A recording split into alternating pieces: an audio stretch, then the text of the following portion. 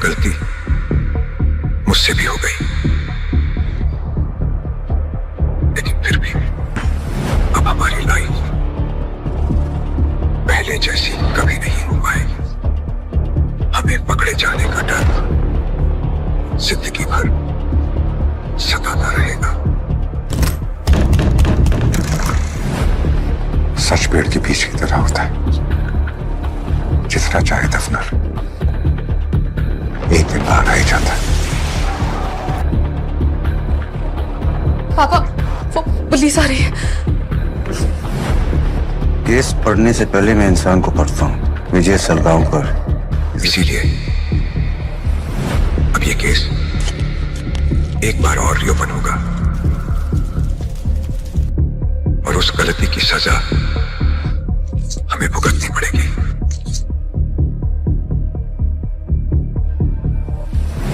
विजय का केस वापस गर्म हो गया, पुलिस सॉलिड एक्शन में। अरे हर साल यही सुनते आए हो, पुलिस यहाँ खोद रही है वहाँ खोद रही है, लेकिन मिलता क्या है? कुछ नहीं। लेकिन ये हमारी इस कहानी का अंतिम चैप्टर होगा,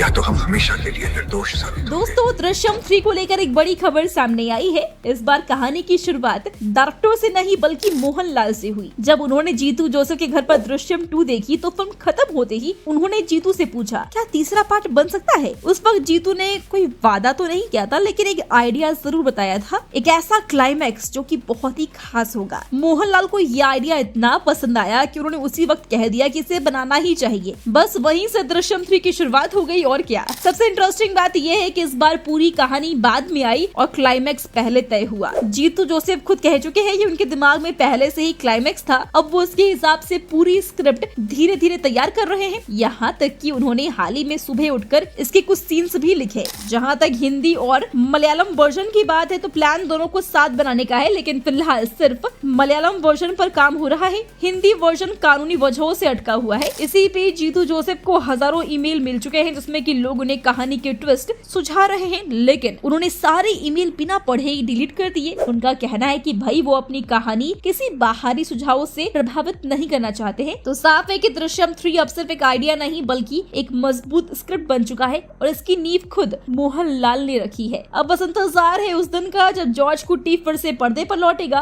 और इस बार पहले से भी ज्यादा चौंकाने वाला क्लाइमैक्स लेकर। वेल दोस्तों, इसके लिए आप कितने एक्साइटेड है हमें कमेंट्स में जरूर बताएं। साथ ही वीडियो अच्छी लगी हो तो वीडियो को लाइक और शेयर करें।